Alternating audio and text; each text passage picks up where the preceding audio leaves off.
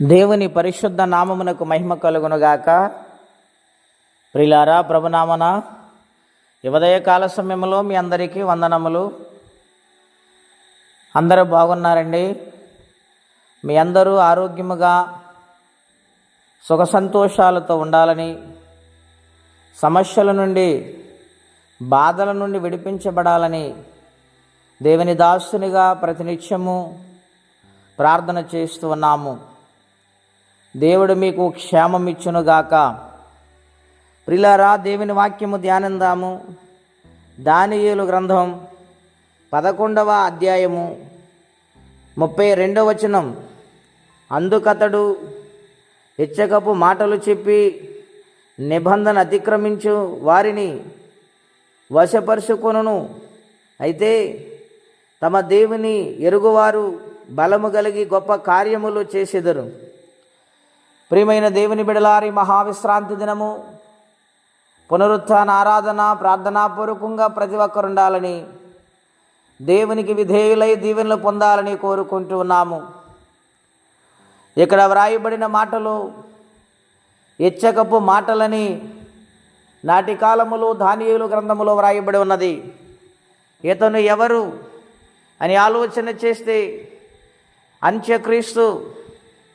ఈ వ్యక్తి దేవుని యొక్క సన్నిధానమును పాడు చేస్తూ, దేవుని ఎరిగిన బిడ్డలను పాడు చేస్తూ, రాజ్యాల మీదుగా రాజ్యాలు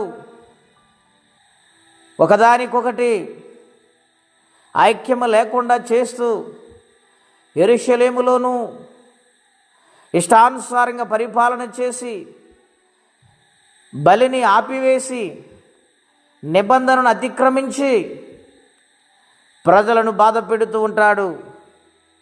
అటువంటి సమయాలలో, ఆ అంచె దినాలలో, ఆ చివరి దినాలలో దేవుణ్ణి ఎరిగిన వారు బలము కలిగి గొప్ప కార్యములు చేస్తారని వ్రాయబడి ఉన్నది. అవును ప్రియులారా, ఆయన ఎరిగిన బిడ్డలు బలము కలిగి ఉంటారు, గొప్ప గొప్ప కార్యాలు చేస్తారు. దేవుడు వారికి తోడయుండి తన కనికరము చెప్పున వారిని దర్శించి కాపాడుతూ ఉంటారు. ఆ దినాలలో ఇచ్చకపు మాటల చేత వాడి బాధ పెడుతున్న దేవుని ఎరిగిన వారు ధైర్యముతో గొప్ప కార్యాలు చూస్తారు. దేవుడు వారికి తోడై ఉంటాడు. గనుక దేవుని బిడ్డలమైన మనందరము కూడా దేవుని సన్నిధిలో యథార్థంగా బ్రతికినప్పుడు మధ్యాకాశానికి దేవుని పిలుపు మేరకు వెళ్ళిపోతాం. దేవుని యొక్క సన్నిధానములో క్షేమంగా ఉండగలుగుతాం. సాతాను రాజ్యములు మనం ఉండమండి. వాడి రాజ్యం నుండి దేవుడు మనల్ని ప్రత్యేకపరుస్తారు. కాబట్టి భక్తిని కాపాడుకోవాలి, పరిశుద్ధతని కాపాడుకోవాలి, జాగ్రత్తగా ఉండాలని దేవుడు హెచ్చరిస్తూ ఉన్నాడు. కాబట్టి దేవుని బిడ్డలారా, దేవుని కొరకు బ్రతకండి, దేవుని రాజ్యానికి వారసులుగా మారండి. సాతాను రాజ్యమును కంటకుండా ముందుగానే దేవుని యొక్క పిలుపు మేరకు మధ్యాకాశాన్ని కొనుక్కోబడాలి.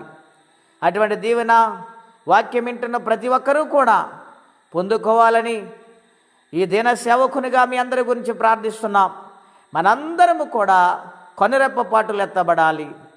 అటువంటి భక్తి చేయగల వారిగా ఉండాలని, ఎటువంటి సమస్యలు ఇబ్బందులు వచ్చినా ప్రభు కొరకే సాక్షిగా ఉండాలని కోరుకుంటూ ఈ మాటలు ముగిస్తూ ఉన్నాను. ప్రార్థనండి. అత్యంత కృపగలిగిన దేవా, మహోన్నతమైన మీ నామము కొరకై వందనాలు.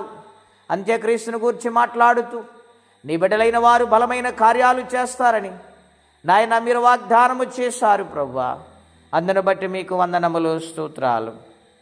ఈ యొక్క ఉదయకాల సమయంలో నీ వాక్యమైన ప్రతి కుటుంబాన్ని, ప్రతి బిడ్డను దీవించి, ఏ సమస్యల ఇబ్బందులన్నీ తొలగించి నీ రాజ్యమునకు వారసులుగా మార్చి మహిమ తెచ్చుకోమని, ఈ దినమంతా ఆశీర్వదించండి, దీవించమని యేసుక్రీస్తు వారి పుణ్యనామంలో ప్రార్థించి వినయముతో వేడుచున్నాము తండ్రి. ఆమేన్. దేవుడు దీవించును గాక. ఆమేన్.